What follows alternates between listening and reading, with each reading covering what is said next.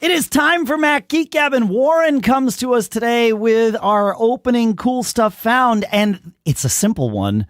OnyX, our favorite troubleshooting app, one of our favorite troubleshooting apps here, is now available for macOS Ventura. It's at titanium.fr, and we will, of course, put a link in the show notes at macgeekgab.com, where, by the way, you can also sign up to get the show notes delivered to your email every week. More tips like this, plus your questions answered today on Mac Geek Gab 955 for Monday, November 14th, 2022.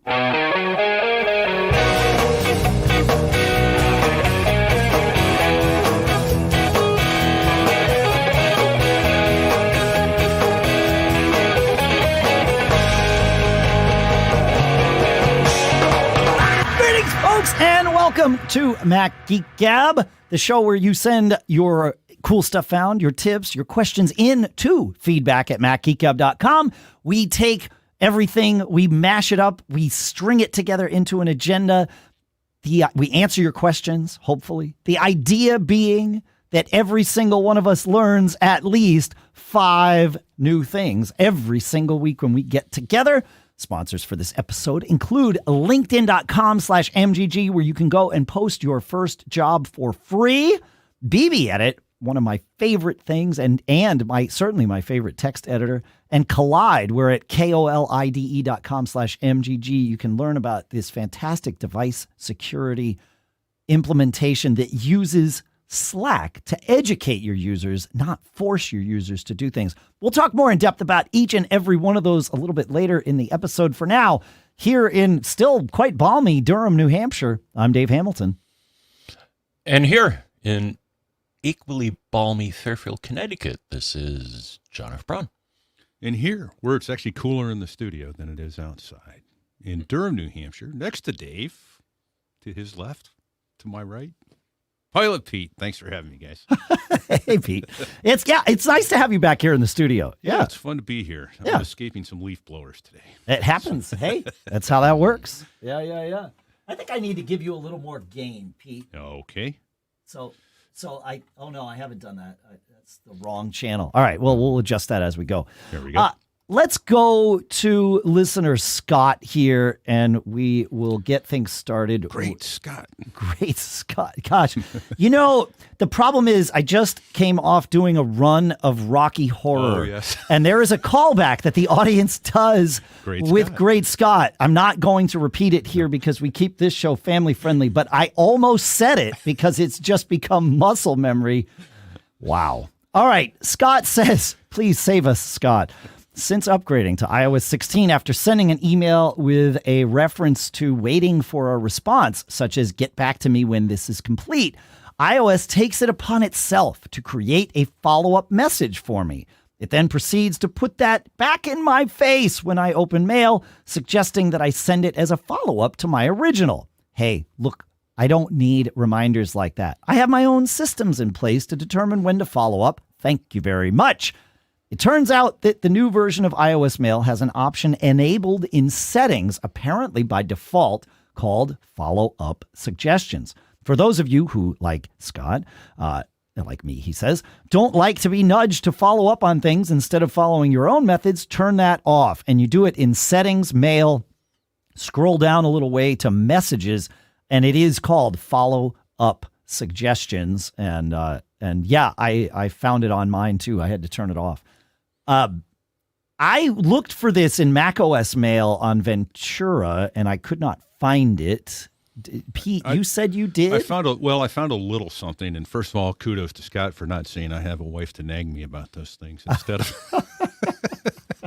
he wanted to remain married, I guess. I don't know. Yeah. But yeah, no, in macOS Mail, under messages, under the message menu, about 6 down, there's ignore follow-up. But I think you have to have that follow-up mail, highlight it, and then click on ignore follow-up. So it doesn't stop it from coming back, but I think it turns it off at that point for that mail. Yeah, when that was very confusing the first time I found a follow-up mail in my inbox. Wait, that's something I sent. Yeah, for sure. Yeah. Where'd that come from? So all right. Yeah, not quite as granular as iOS. Yeah. John, you didn't find anything for this in macOS Mail or a similar setting, right? No. Yeah. All right.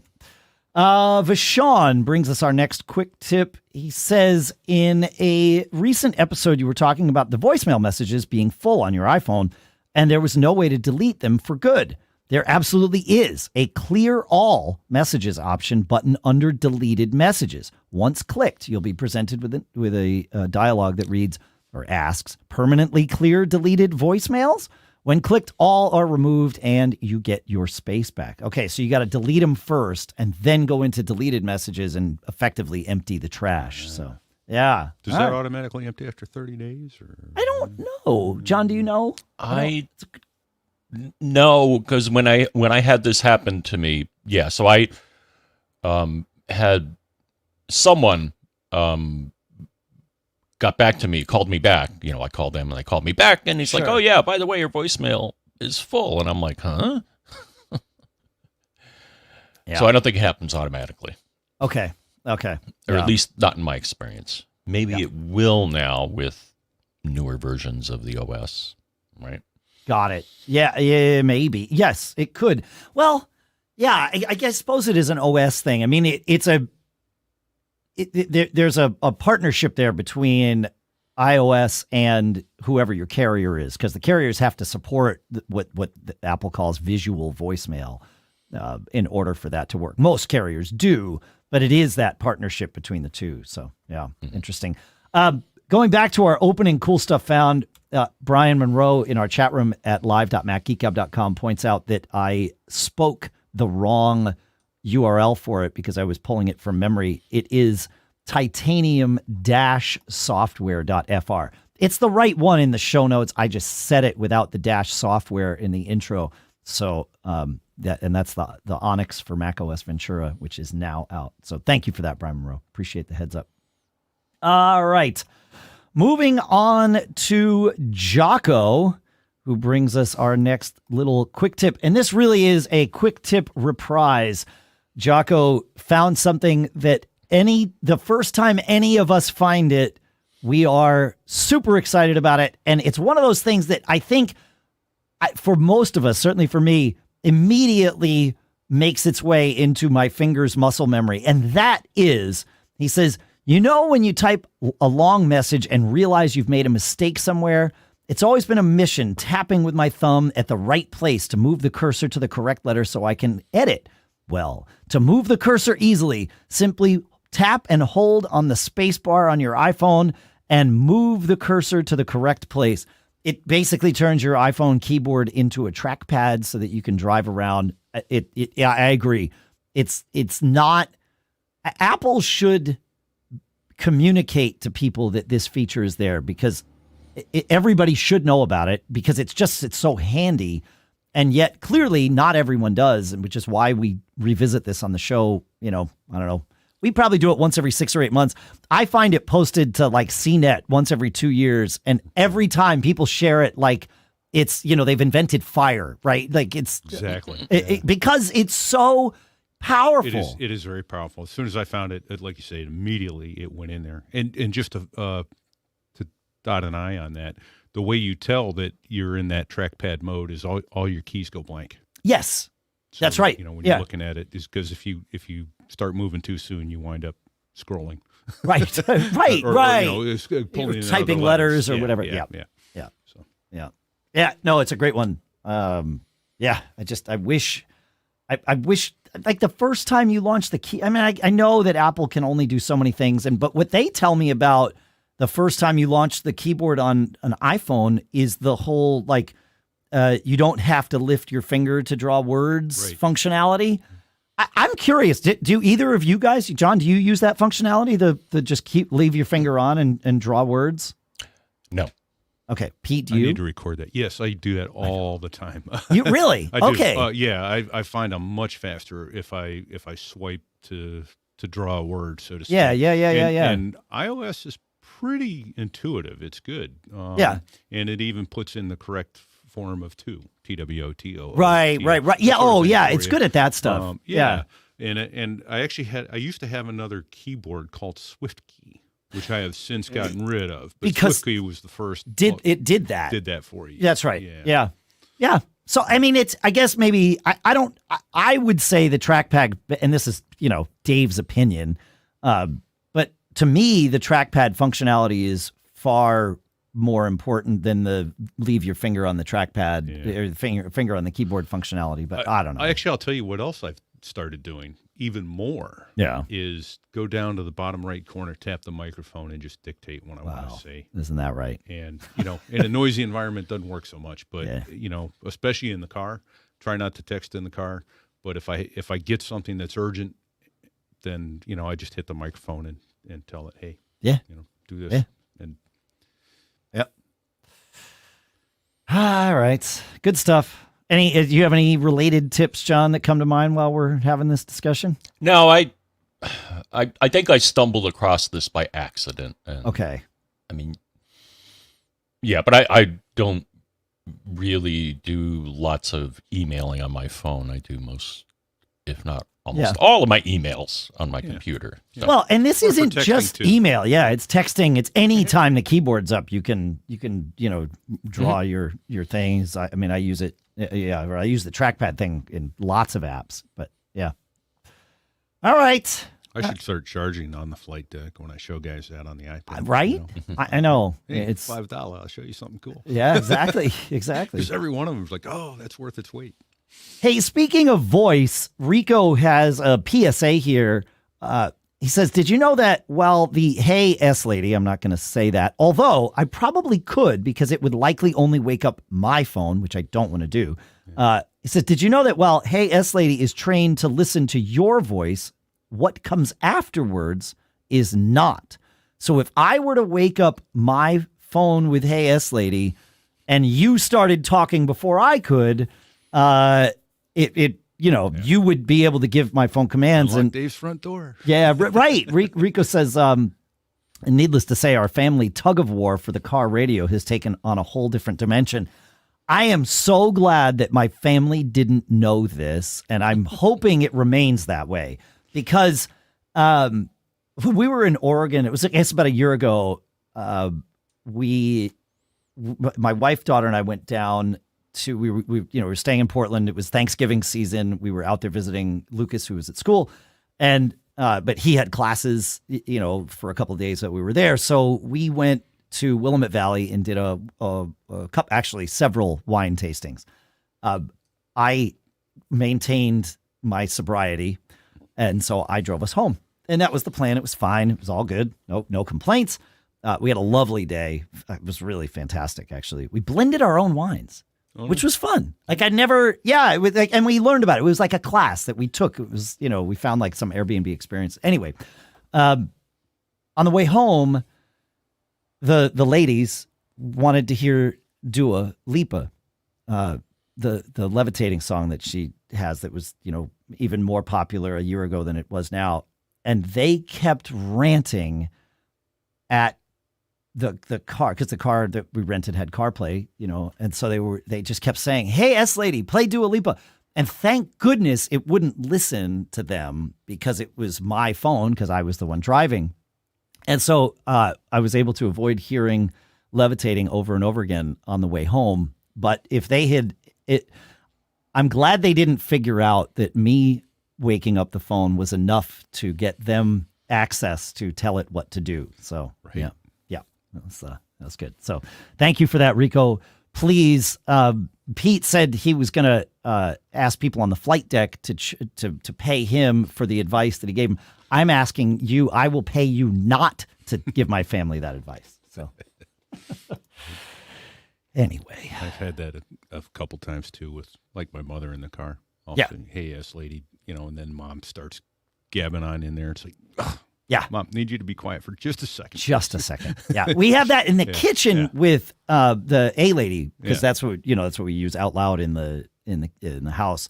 And somebody will be cooking and like conversation is going and somebody says, "Hey, turn on the oven," which is we have a Wi-Fi oven. I can't tell you how much we love being able to say, "Hey, preheat the oven to 350 degrees." Oh, that's cool. I don't know why we use the word preheat, by the way.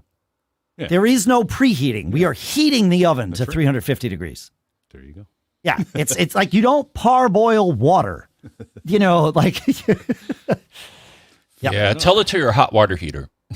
correct. Exactly. Yeah, I don't heat the hot water as much as people might think. Anyway. funny. Yeah. Anyway, Harvey, save us from this this mayhem. Harvey says, where is Harvey here? Do we have a quick tip from Harvey? Yeah, it was on. It's about the Series 6. Oh, yeah. We don't have an email from him. We have a it's just a reminder that with the latest versions of iOS and watchOS, you can control your Apple Watch with your phone.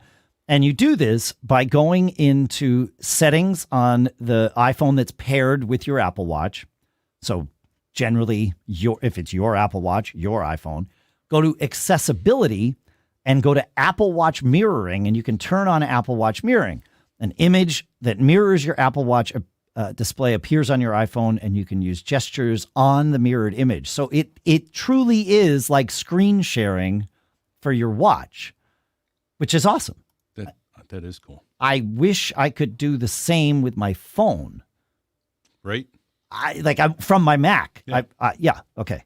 I don't. There's a couple quick points on that. One, I think we talked about it before, is you can control your phone's camera from your watch, though. So you can take selfies from across the room and tell it, hey, now snap, so you don't have to get set for 10 seconds and smile and all that. And you can control the zoom with the crown. Yes. When you're doing that. It is. Yeah. It is so cool. Yeah. And something else I just figured out, and we'll talk more about focus stuff later, but you can not only pick your screen for your iPhone based on what focus mode you're in. So you look at it and go, you can change your watch face as well based on what focus mode you're in. For instance, right now, I usually am in Wayfinder or something like that, the new one, but I changed it to another one when I'm in podcasting mode, just so it changed my... Yeah. So it tells me, hey, I'm in podcasting, and you can actually see the calendar event.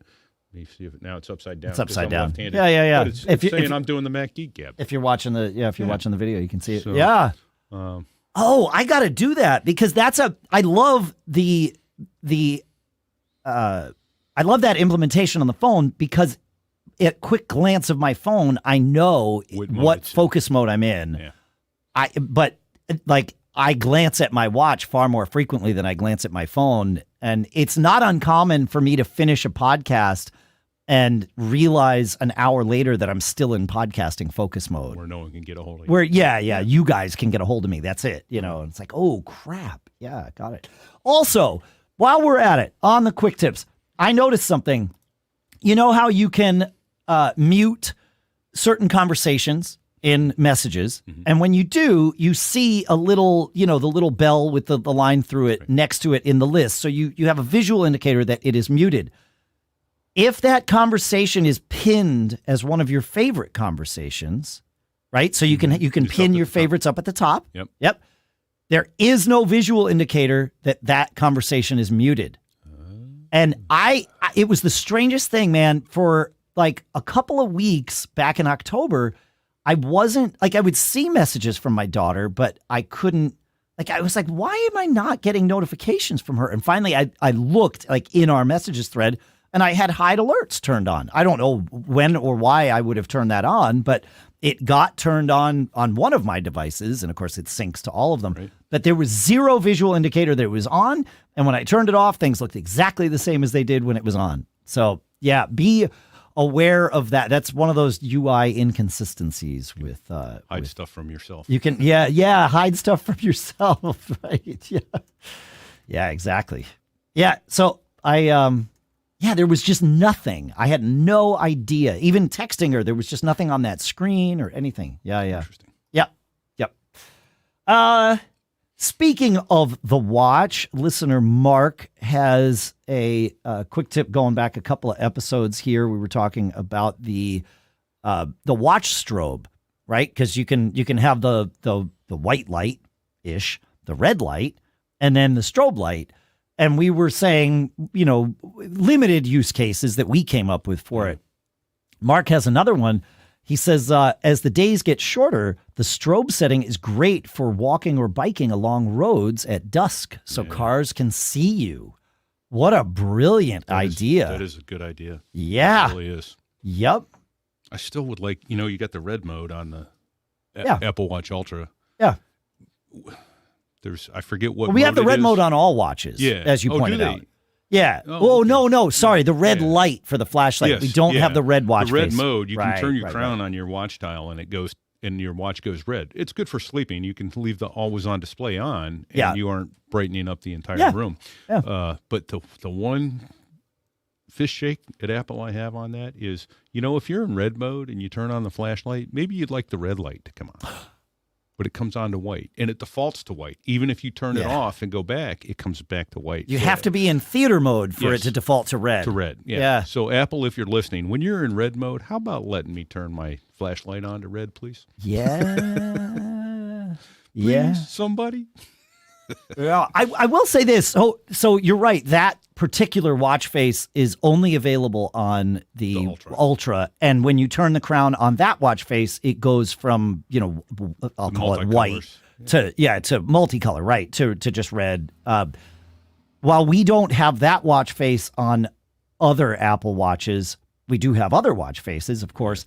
And the crown is useful on those faces. I have... Pete's I'm trying to do it on the video. Pete in the video is showing it. Only does it on Wayfair. It's only on that one watch face. But whatever watch face I'm using, as I move the crown, the numbers get taller and shorter. I will attempt to show it on the video. Okay. Yeah, I mean it's just one of those things. Yeah, you can see it happening on the video where the numbers get taller and shorter. It's a weird... It's for us old guys that can't see as good. I don't know. No, it's more of a design thing, to be perfectly... Like, to me, it's like they don't get easier or harder to read. They just look different. So I don't know what that... So my point is, regardless of what watch face you use, try moving the crown on the watch face. You might find that it does a thing that either is useful or interesting or neither. You might find some cool stuff. You might find. And then when you do, what do they do when they find this information? Personally, I'd send it to feedback at MacGeek.com. Well, that's a choice that you could make. That's a choice. John, would you make a choice? My choice would be feedback at macgeekgab.com. Well, I mean, that's choices that you guys would make. And again, this is just me. I'm right. Obviously, I'm the most right here. Well, it's our show. Yeah. But it's feedback at macgeekgab.com. That's where I would send it. Yeah. All right, John, you want to take us to Peter's quick tip? Yeah, Peter's got a good one here. Peter says or writes, following up on the discussion about access to the photo library via the camera on the lock screen, I tested and find out that the trick you previously covered on holding the side button and one of the volume buttons to quickly shut off Face ID while traveling also shuts off photo access on the lock screen. And it does. That makes sense. That's a good thing. I like that. Yeah, when I did it and I tried to access my photos, I think it just came up with the screen saying no access. Nope. Huh. I like it. Right. You want to protect your photos. Yeah, because this makes sense. When this first came in, I was like, well, but what we learned was photos aren't accessible from the lock screen unless it's you that's looking at the phone, because Face ID will unlock it for you and then photos are accessible. But because that little move of hitting both the buttons shuts off Face ID, which means that photos would then be inaccessible until you unlock the phone. So, okay. Yeah. All right. Now I get it. All right. There you go. This is good. All right. In the pre-show, Pete, you and I were talking about notifications and focus modes. Right. And we realized something interesting. Do you have a concise way of explaining the problem? I can't remember when I had a last sip of coffee, but I will give it my best shot. Okay. So I was playing with focus mode this morning, and one of the things I discovered that new in iOS 16 is not only can you allow certain people to notify you. And this is an either or. You can set up a block list from notifications in given focus modes. That's right. So that's kind of cool. But the other thing, I'd set it up so I only allowed certain people to notify me, and then I went downstairs and I was making my coffee, and lo and behold, if Xfinity didn't notify me that my payment had been made, and I'm like, I know I didn't allow them. Well, guess what I did allow?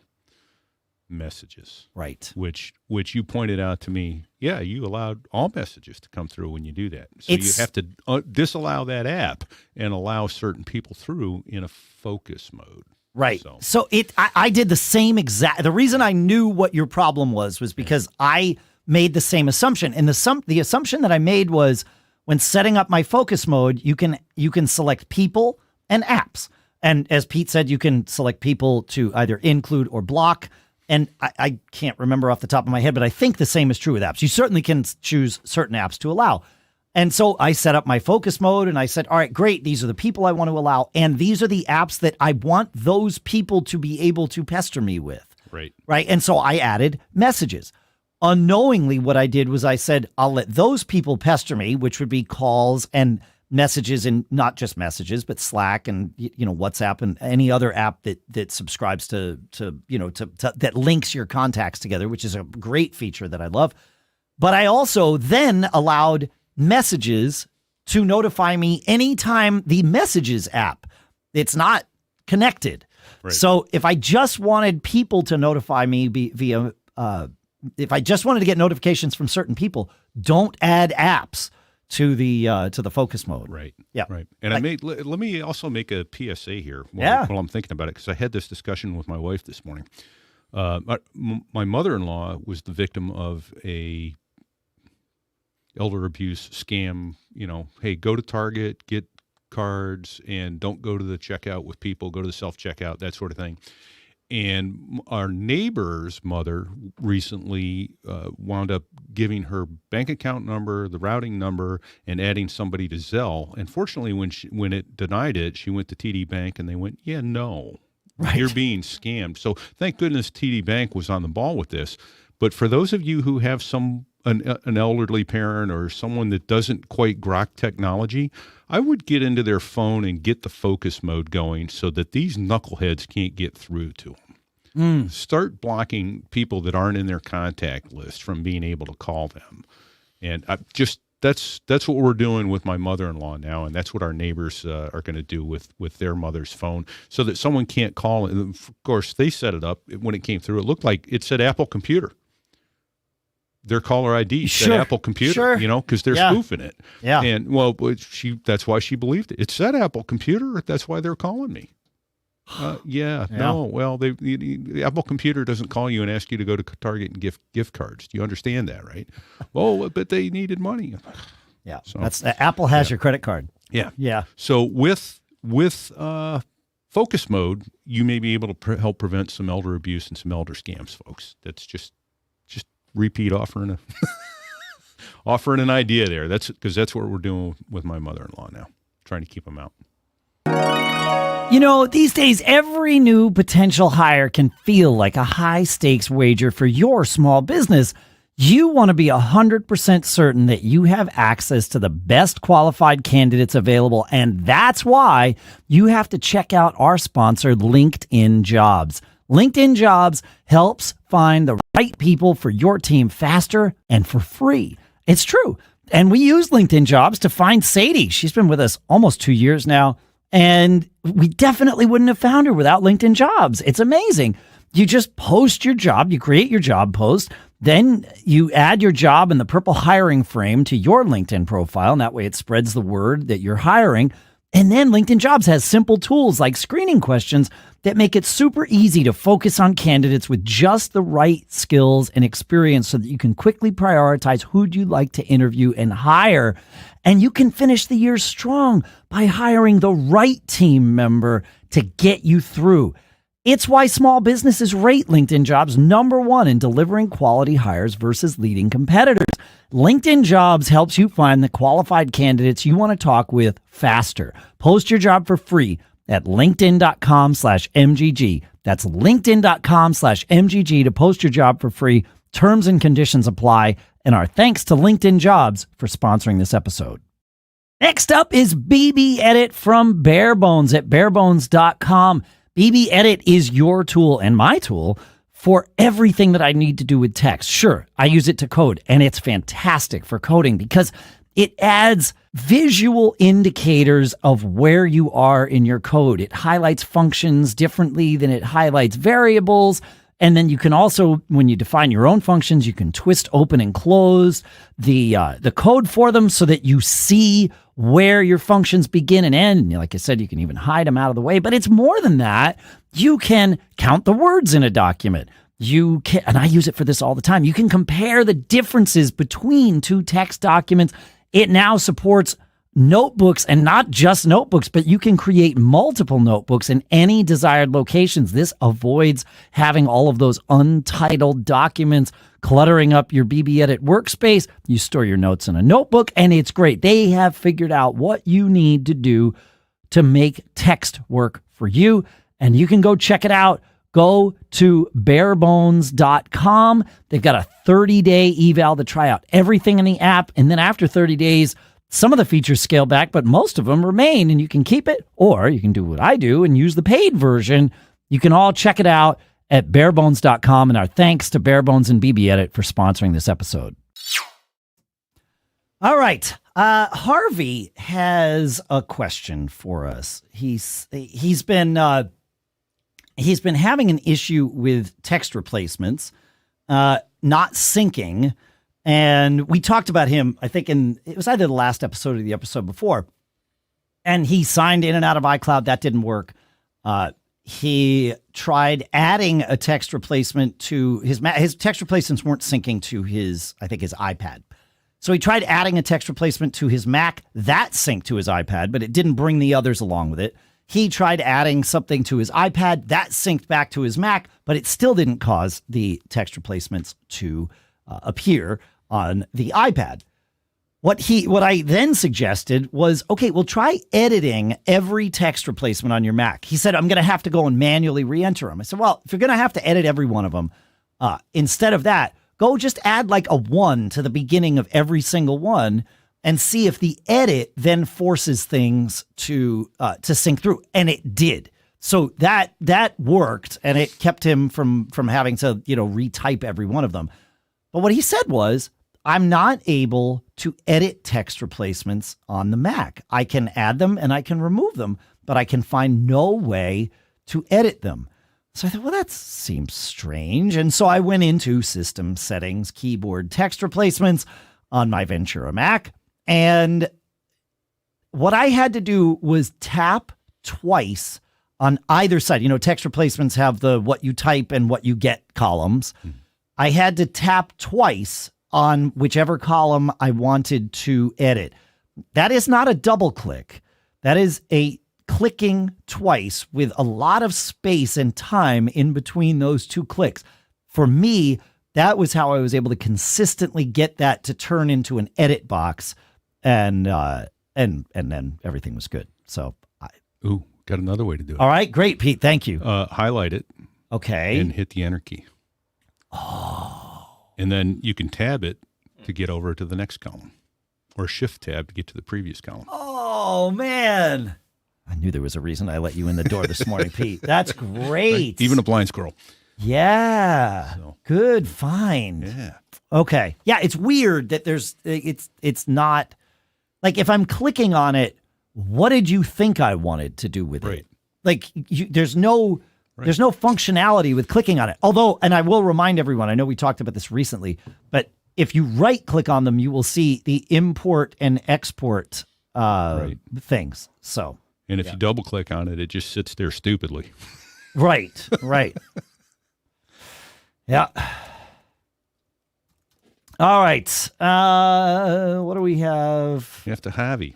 Oh, why I love Stage Manager. Why I love Stage Manager. Yeah, Kirit writes, he says, Dave, I've heard you on 2 to 3 occasions that you do not see the value of Stage Manager in your workflow and have encouraged your listeners to share their reasons. I have started loving it. It is really good on large monitors on desktops. For some, it may work on laptops, but real estate limitations will bother you. Yeah, okay, I can see that. Yeah. He says, I am a neat freak, and I do not like clutter on my desktop. My dock icons are absolutely minimalist.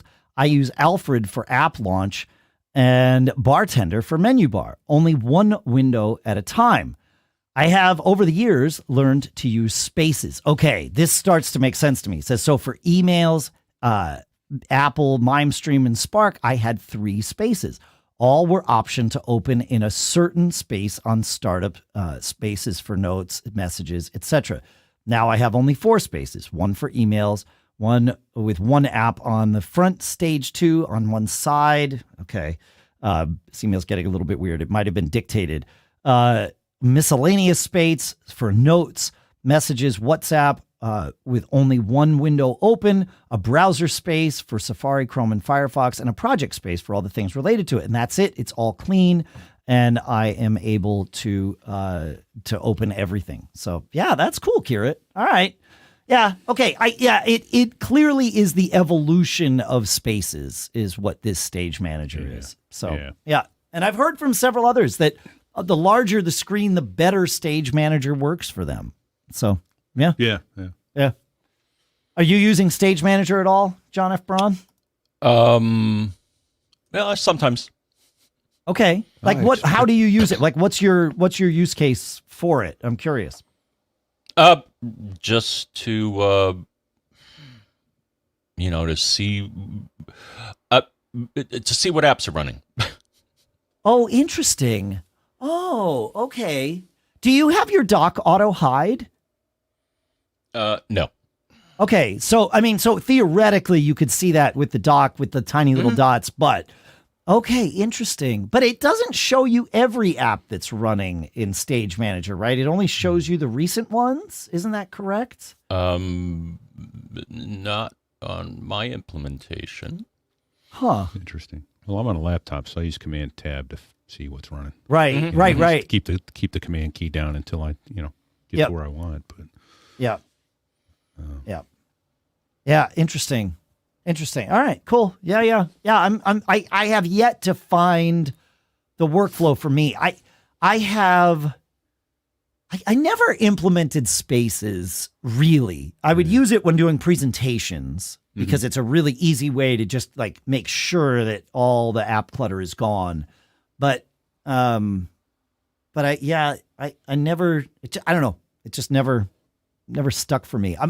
But I see people like my son on his laptop uses spaces at very much as an integrated part of his workflow. Wow. Yeah. And he has not gone to Stage Manager yet. So I'm curious to see if that happens. Interesting. So, yeah.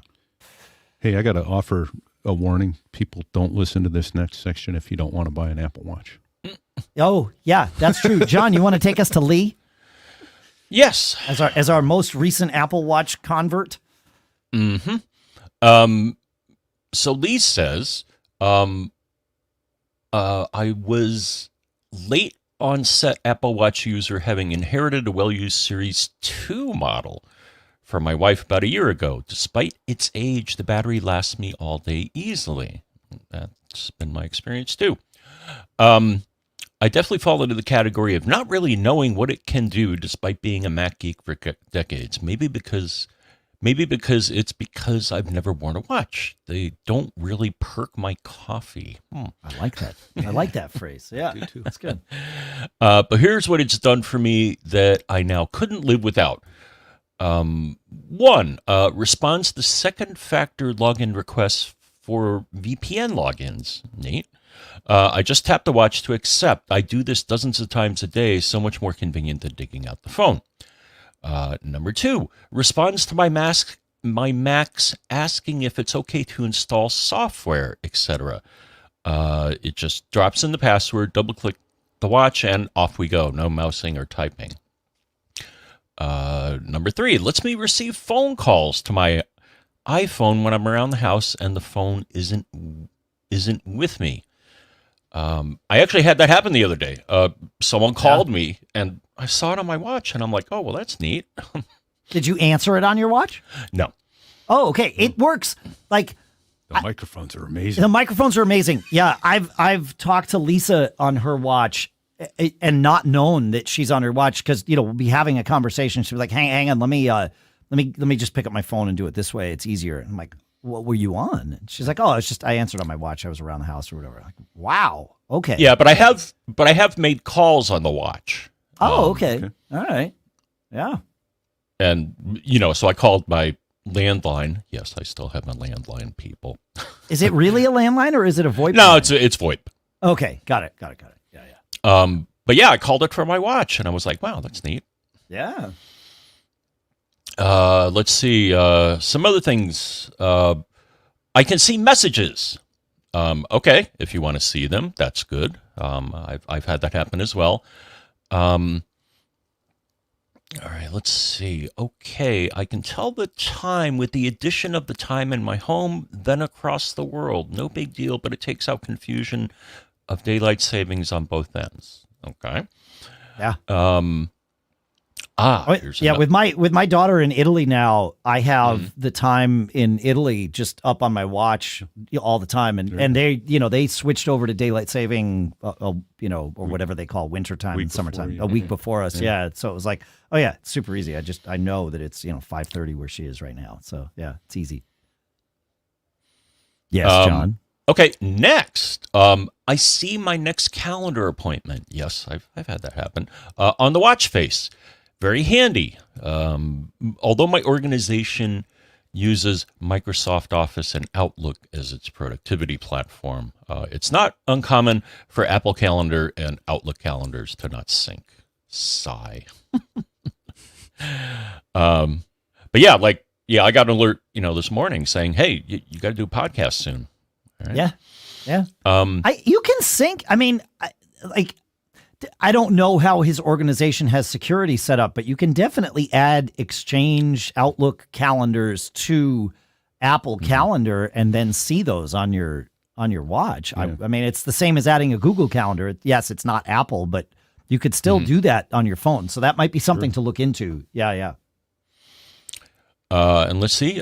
We covered this before, but I have used the watch to frame up and trigger the camera in the iPhone for family selfies. I don't know how I ever discovered that. It's a testament to Apple's design that I did. I figured the watch must have asked me at some point. Huh. Yeah. And how are you liking your watch, John?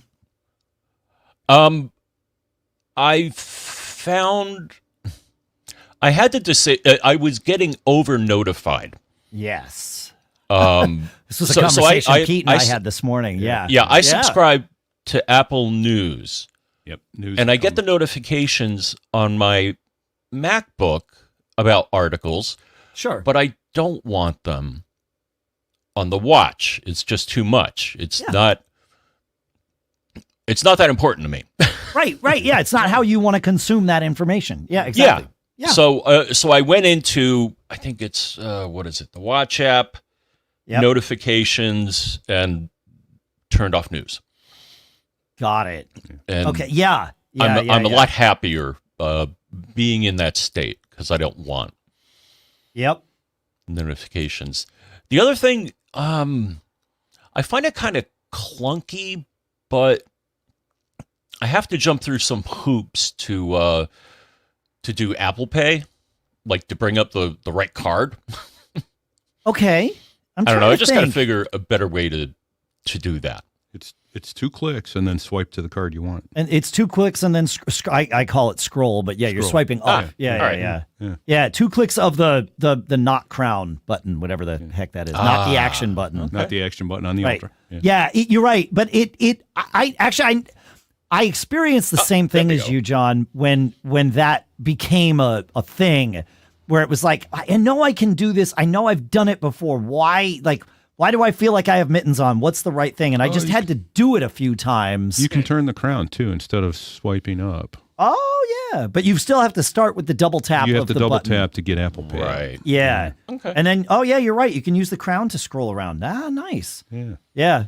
And if I want to change the order, I can drag the order around. I don't want I don't want my debit. I never use my debit card. Do not make that the default, please.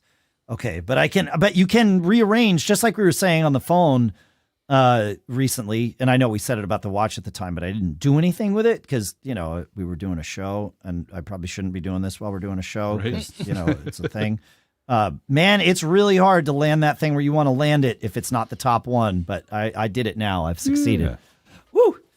All right. Yeah, fun. Good. One other native app to the watch, which is actually kind of cool. What's that? Walkie-talkie. Oh, yeah. Have you played with that at all? Yeah, I've played with it. It has not become part of my thing. Yeah. I'll have to pester John later with the walkie-talkie. I find it nice. Yeah, I find it nice. Like I can have a quick conversation with my daughter who's in Daytona Beach, but I don't have to, her phone doesn't always have the best reception on where she is on campus. Got it. But as long as she's in Wi-Fi, and even though Wi-Fi calling is on, sometimes it just drops me into voicemail or it doesn't sound as well. But never had a problem with walkie-talkie on the watch. Interesting. And if she's in class, she can just refuse it. Okay, so your voice doesn't just start No, you don't coming just start, out. Yeah. Yeah, okay. They get a notification and they can deny you. They can engage or not. Yeah. All right. Huh.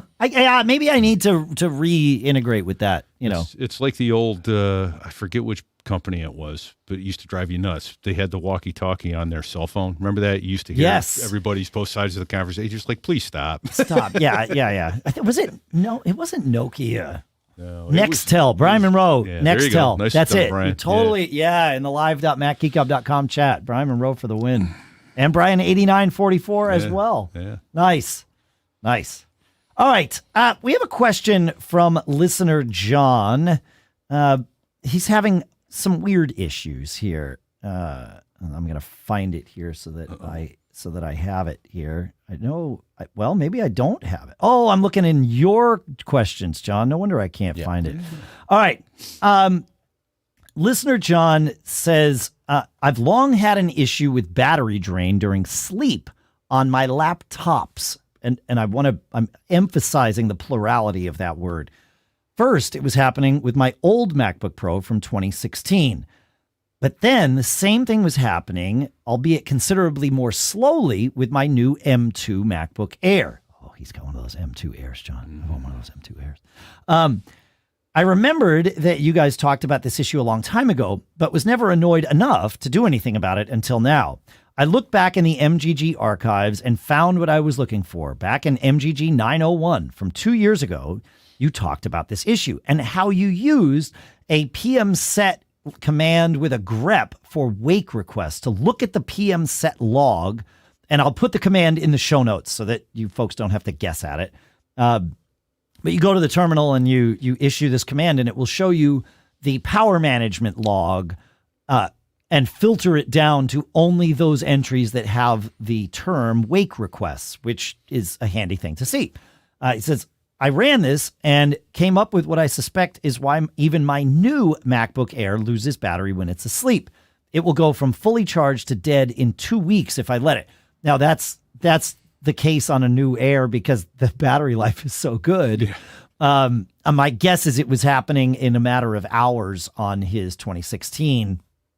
He said, but running the command, he shows that it's waking up, multiple times a minute or at least every minute or two. And what I'm seeing in common with all of these is that it is finding I need to see it here. It's finding a DHCP lease renewal on a obviously way too regular basis. If you're having this problem, you will find something different, but look for what's common to most of the wake requests. You will see some wake requests that are just the system doing its normal wake up, that happens once an hour or two to check on certain things and that whole app nap deal or power nap. Yeah, maybe it's power nap. I don't know. Yeah. Where it, checks your mail in the background every now and then and those sorts of things, but it shouldn't be waking up every minute. And if it is, that's a problem. DHCP lease renewal, that's when your Mac goes and gets or confirms its IP address from your router. This should be happening, maybe once every 6 hours, maybe once every 24 hours. It does not need to be doing a DHCP lease renewal every minute. Generally speaking, it's your router that tells your computer how often to renew its lease. Your router will say, okay, I'm giving you this IP address and it's good for 6 hours. If you still are on it, at the end of that 6 hours, come back to me and, either renew that or I'll give you a new one, or I'll tell you, no, your time here is done. So, troubleshooting that part of it is sort of a whole different thing. I would look at the router and see if you have some very, very low lease setting. I'm guessing he probably doesn't, but that's a good thing to confirm.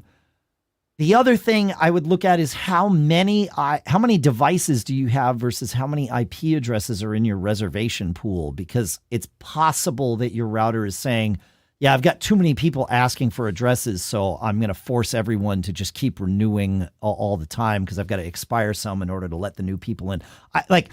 There's a lot of guesswork, obviously, in what I'm proposing here, but something is causing your computer to think that it needs to renew. Now, and if it's his router, it should not be happening somewhere else. If he's on a neighbor's network. That's a good point. Yeah, try connecting to a different router. Yeah, and see if the same thing happens. You could set a fixed IP address when you're home, but the problem is then that fixed IP address comes with you when you go somewhere else. But that would be my test. Honestly, if I couldn't, I say honestly, I need to learn to replace that word with candidly in my vocabulary, because it turns out I have been honest with you all day so far. Like, I have yet to lie to any of you today. So there's no reason to couch my next phrase. As far as all of you know. Honestly, yeah. Candidly, if I were there solving this problem, the first thing I would do is look at the router and make sure there's no setting. The second thing I would do is set a fixed IP address on the computer, not a DHCP reservation on the router, but a fixed IP address on the computer. Turn off DHCP, put the thing to sleep, wait 10 minutes, turn it on or wake it up, and look at this log again and see if it's still happening, because it definitely shouldn't be happening if you're telling it not to use DHCP for your IP address. Dave, you may have said it. How did John get to this log again? Yeah, so there's a command that I will pull up for and put in the show notes, but it's pmset-g log pipe grep wake requests. I set it fast because I really don't expect any of you to try, and if that makes perfect sense to you, then great. You know what to do. Forehead slap. Right, but if it doesn't, no worries. Go to macgeekgab.com or go to mgg.fm/955, which will bring you right to the show notes for this episode. And you will see it right there at the 46-minute and 32-second mark in the show notes. I've confirmed that it will be there. And you just copy and paste that right into your terminal, and then you will get to see your wake request log. Honestly, candidly, it's a good thing to do, because if you're not having problems, now you get to learn what normal looks like. And that's not a bad thing, so that when you do look at this, when you're having a problem, your brain, hopefully you remember a little bit and you're like, oh yeah, well, these are normal, but this, no. Like this is bad. Ain't normal. Oh, there you go. Pointing to all of us. Pete's pointing to his, to the three of us. Yeah. That's right. Yeah. This ain't normal. That's right. That he's being honest about. All right. Any thoughts on that, John? I was looking around on this machine. Where do you set the DHCP lease renewal time? Your router sets that. That's set by the router. I think you can manually go in and renew the lease. Right, but your computer doesn't get to decide the lease length. The router decides the lease length. All right, so it's somewhere in my Eero app, I guess. Yeah, or not. Like, you might not be able to control it. A lot of routers don't give you the ability to set the lease time. They just pick one and decide you shouldn't need to worry your pretty little head about it. So yeah, because in John's case, I mean, it's doing it way too often. So I'm like, well, where can I tell it not to do that? Well, and that's why I said you go check the router. But again, my guess is his router, I think he's using a TP-Link Deco mesh system, and I don't think his router even lets you change it let alone. Interesting. Yeah. So I was saying, if you did, then maybe someone inadvertently put in 60, thinking 60 minutes. Right. Yeah, exactly. Exactly. And that's possible. Yeah, if it's set by seconds or whatever, which is probably why most routers don't let you mess with that. But some do, certainly. Yeah. All right. We have a bit of a PSA from PCUnix in our Discord there, and he got a new Apple TV, and he says, when I set it up, I use the one home screen setting, which transfers all your apps, but not your settings. I remembered just about everything except to assign a HomeKit room. And because it was not assigned to a HomeKit room, HomeKit was unable to see it and made it unable to set my HomePod stereo pair as its default output. So the PSA is, when setting up your new Apple TV 4K, mine's sitting in a box. I have not set mine up yet, the one that I ordered the other day, but it's there. And so I will make sure to set a room, even though I don't use the HomePod stereo pair as my thing. It's handy to have that room configured. Well, because you need to be able to tell the S lady, hey, do this, and it also finds it more easy when you're trying to do screen sharing. Wait. Oh, right. Which one? Oh, yeah. That's right. You know, we usually do that straight to our TV because our TV supports AirPlay 2. Yeah. AirPlay 2 also, I should say. There you go. Yeah, thank you. But yeah. Your TV supports AirPlay 2 now, correct, John? Yes. Yeah. And do you wind up using that regularly? I use it mostly to play videos that I have on my laptop. That makes sense. Yeah, that makes sense. Do you find, because your setup is similar enough to mine in that regard, where, you know, if you're AirPlaying to your TV isn't making sound. You have your external device that is fed from your TV to make sound. So when you do that, like if you're on YouTube, for example, and you say, oh, I want to play this video on my TV, do you frequently have issues where the sound will not play over AirPlay 2? Because I see this occasionally, and it's inconsistent. But the only issue that I've had is that the sound doesn't quite sync properly if I'm using a non-Apple video player. I'll have to try this again. Yeah. Yeah, if I tried to use like VLC, the audio was way out of sync. If I used QuickTime Player, everything was great. So interesting. I have to revisit that. Yeah, no, but I have had issues with with AirPlay. Yeah. Yep. Okay. I'm just sorry you said something, because now I'm going to have that problem. Yeah, that's right. We've cursed all of you. You're welcome, I guess. Feedback at macgeekgab.com if you have any trouble. That's where Chris sent in his question. Speaking of videos, he says, I've looked many times for, and I think this is a geek challenge. I have some ideas, but I don't have the answer. Maybe one of you guys does, or hopefully someone in the community here does. I've looked many times for a basic video editor and haven't found the right thing. What I seek is a Mac app that can trim the ends of a video or take out sections of a video, but do it very simply and quickly. QuickTime Player has the issue of not liking a lot of media types. Otherwise, it actually does these things pretty well. MPEG Streamclip, another app, has the issue of being so darn slow to respond to user input. And so many other apps, including iMovie, want to import the videos or ask you questions about formats and then require an export or transcode process. So tedious. I want to maintain the original format of the video in question. Isn't there something that will do trimming efficiently? It also, if it also had the ability to combine videos, that would be fantastic. But if I had basic video trimming, I would be happy. Yeah, I use QuickTime Player for this every week. I download the video from StreamYard for the show, and I trim the certainly the intro off so that the timestamps on that match the timestamps that I give to Sadie, so she can find things and cut and all that good stuff. And that works for me with whatever format I download from StreamYard. It's not an MOV file; it's an MP4 container. But whatever's in that container it is readable by QuickTime, and I don't have a problem with it. But I do understand that QuickTime doesn't, do everything. VLC doesn't do editing, John, right? I haven't tried it. I don't think so. Yeah. It wouldn't surprise me if it does, and we just don't know. So I'm eager to see those answers come in. But yeah. Pick me. Pete. Ooh. Pete. Hey, have you guys ever heard of this thing called SetApp? Oh, yeah. Yeah. We talk about that occasionally on the show. Every now and again. Just every week or so. Yeah. There's an app in there called Capto. Oh. Capto does screen capturing. You can do the entire screen. You can do sections, just a window on the screen. You can set it to what you want. And it has a nice little editor at the bottom for that very thing.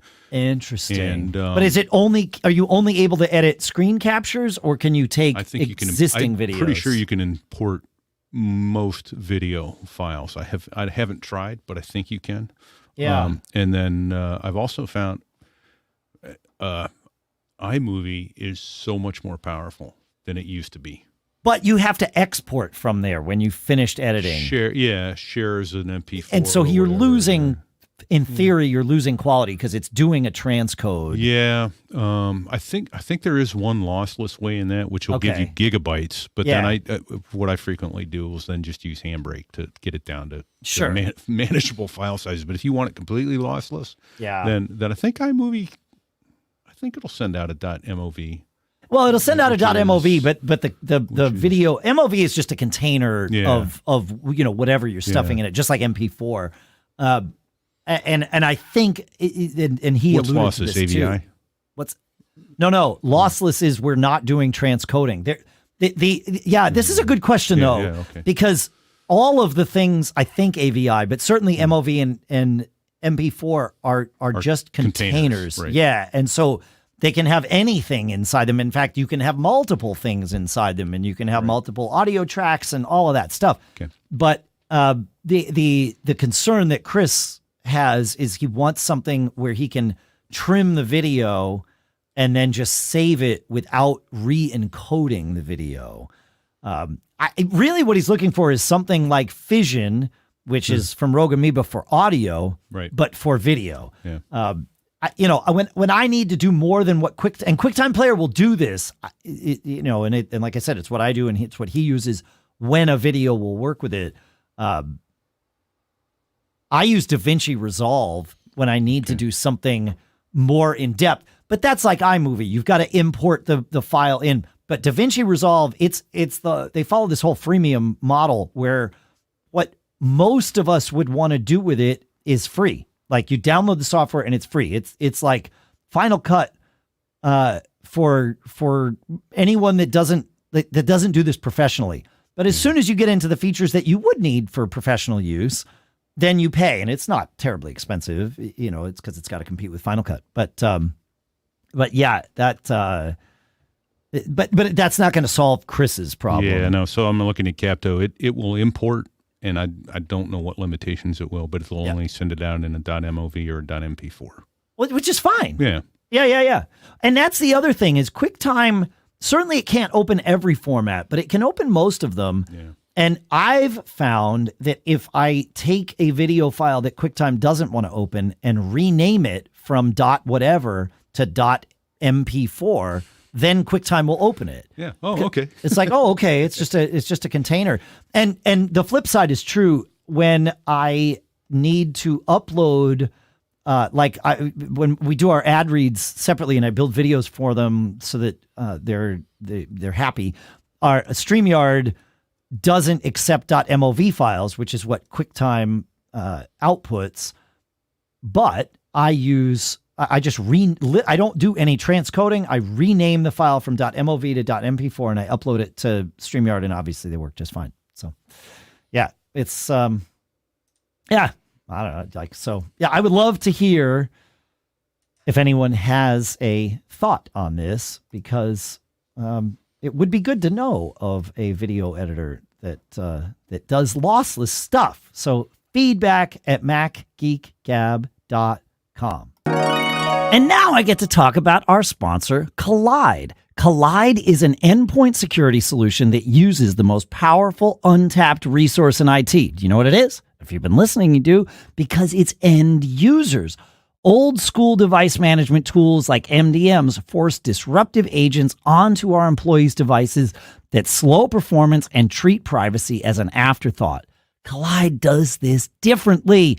Instead of forcing changes on users, Kolide just notifies your team via Slack when their devices are insecure and then gives them step-by-step instructions on how to solve the problem for themselves. By reaching out to employees via these friendly Slack messages and educating them about company policies, Kolide helps you build a culture in which everyone is contributing to security, not doing it because it's just happening without any involvement from them. And this way, everyone understands how and why to do it. And for IT admins, Kolide provides a single dashboard that lets you monitor the security of your entire fleet. And it doesn't matter. They can be running Mac, Windows, Linux, and that visibility makes it easy to prove compliance to your auditors, customers, and leadership. You can meet your compliance goals by putting users first. Visit kolide.com/MGG to find out how. That's KOLIDE.com/MGG. And our thanks to Kolide for sponsoring this episode. All right, time for some cool stuff found as we ride this one out into the sunset here. John, you want to take us to listener John? Sure. Listener John says, I've got a cool stuff found to share. It's a small free app in the App Store for the Mac called Velja. Sure. Okay.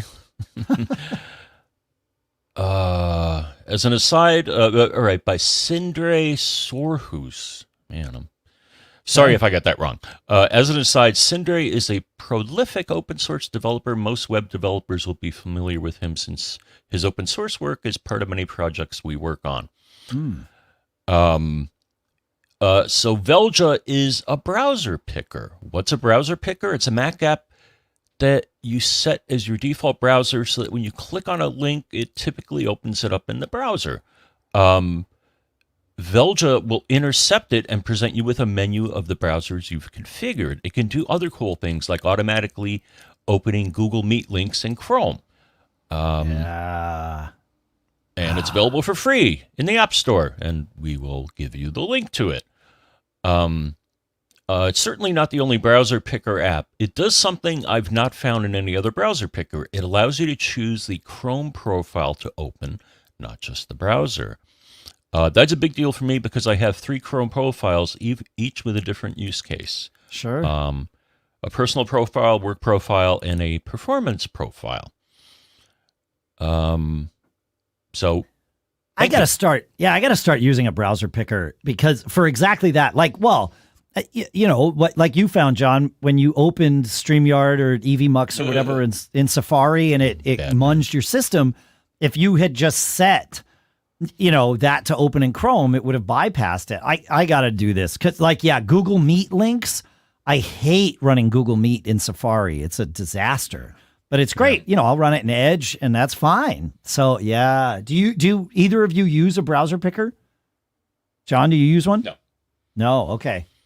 Clearly you need to, based on our experiences with having links open in the wrong browsers. So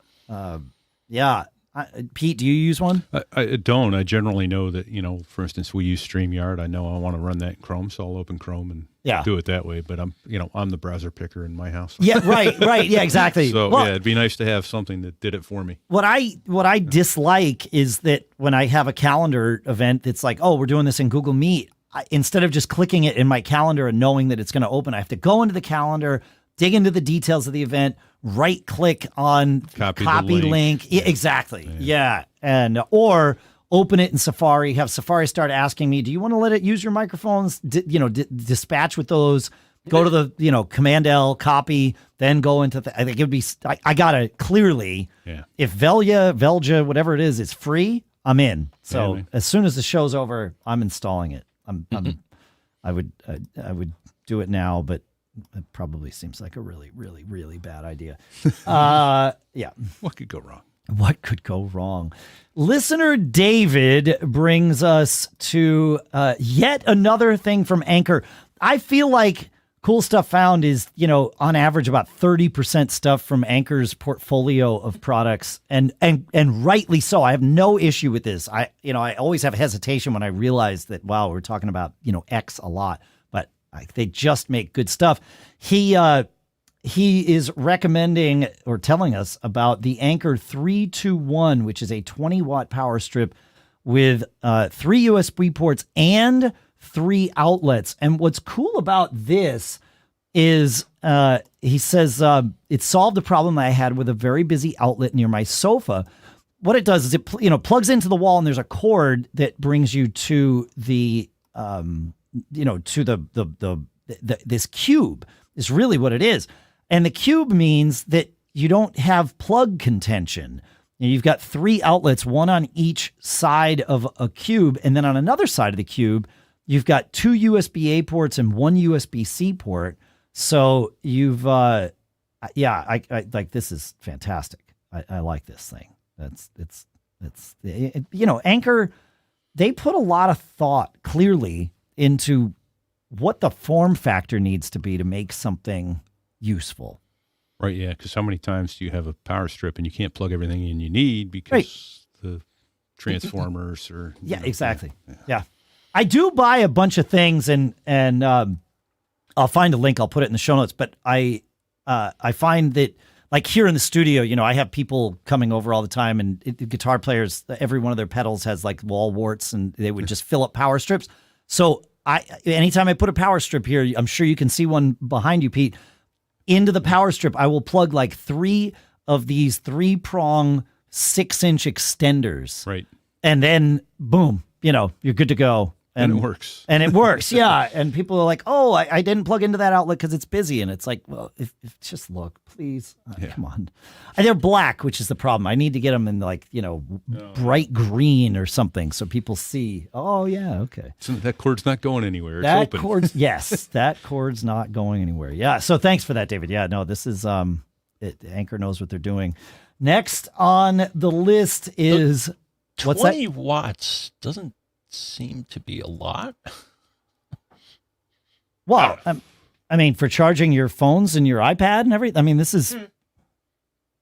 I mean, what do you need to charge with? I mean, your phone's not going to charge it any faster than that. Okay. And I will offer this. I've done it occasionally. It will charge your laptop overnight when the lid's closed and it's off. It's not gonna charge it while you're working. Well, no.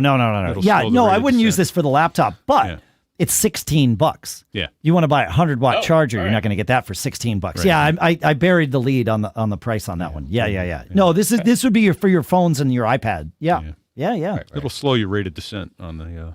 And it will slow your rate of descent. I like that. Yeah. That's a good pilot term. Yeah. Sure. Yeah, it's good. If you want to listen to more pilot talk, check out SoThereIWas.us. That's Pete's show where he interviews some of the most fascinating people who happen to be pilots that I've ever heard of. We're having some fun. I know. And not all pilots. We had a drill instructor. All right. That's right. Yeah. That's right. We're going to get a mechanic on soon. Oh, fascinating. Oh, interesting. Albert brings us to another cool stuff found here. This might be my favorite cool stuff found of the week. He says, I found this cool USB to USB-C to USB-C cable. It not only indicates that you are connected, but it displays the power. And it is a charging cable. He says, I haven't yet used a power meter to verify its reading, but it seems accurate. He says, I've seen it go up as far as 80 watts, which makes sense. He says it doesn't pass video, and I can't run my monitor with it. So it's not a USB 3 cable or whatever. It's a power cable for $20, and it's got a power meter built right into it, right into the edge of it. I think it's slicker than a mouse's ear. See, I thought mine was cool because it had a little green light that told you there was power there. And this has that too. Yeah, it tells you exactly how much power. But yes, there. Exactly. It's more than one green light. Down to the watt. Yeah. That's pretty cool. Did you order one of these yet, John? I already got a USB-C power meter. Right. Yeah. Okay. Yeah. Same. But it's cool to have it just right there in the cable. I bought one of these to have on the couch near the laptop because the power brick is way behind the couch and it's a long cable, but I yank it and sometimes it pulls out of the other end and I don't know that. And I plug my laptop into charge and it's muted. So I don't expect to hear the sound. Right. And I go to sleep and I wake up the next day and my laptop's dead. So having this with it'll tell me it's doing it. That's what I like to see. I wish I liked it. The old MagSafe cables had the little light on them. Right. Yeah. Right. Like yours, you said you've got a cable just with the light. Yeah. It's nice to know that it's charging. So. I wish they'd go back to, aren't they in some cases going back to MagSafe? Or no, is it all USB-C for power? The new laptops have what they call MagSafe, which is new MagSafe, like MagSafe 3 or something. Okay. Yeah. So to still prevent tripping, because I've managed to pull my USB-C laptop off the table. Yeah. Yep. That was brilliant, and they got away from it. Yeah. I mean, I get why. It's like USB-C is. It's nice to have things that are universal. Yes, I'll give you that. The universality of USB-C is, I find it handy. So fun stuff. We've got lots more cool stuff found to talk about. We will make sure to prioritize that next week because it's that time of the year when buying that's a great stocking stuffer. That USB-C cable with the power. I mean, it's $20, so it's a little more than you'd spend for yourself on a USB-C cable necessarily, but it's a cool thing to have. So why not just build it into the cable? This is the cube for another $5. I know that'll be huge in my daughter's dorm room. Yep. Absolutely. Yeah. For a less than that was like $16.99. That little cube thing. Oh, I thought it was 24. No, I think it was the Anker, the little 20-watt thing. Yeah, I'll find it. $16.99. Yeah, there you go. $15.99. So $16. Yeah. I'll take two. Right? Yeah, handy. All right. Well, that time has come. Here we are, yet again. Got anything else to share before we say our goodbyes? It's nice to share. It is nice to share. I like it when you share. All right, this is getting weird. Thank you for listening, everybody. Again, not normal. Not normal here. Nothing normal about it. Thanks for listening. Thanks for hanging out with us.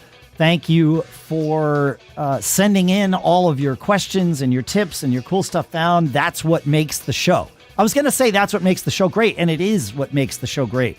But it is also literally what makes the show. We really appreciate it. You being involved with what we do is why we do what we do. And we say the goal is for everybody to learn 5 new things. It's our mission.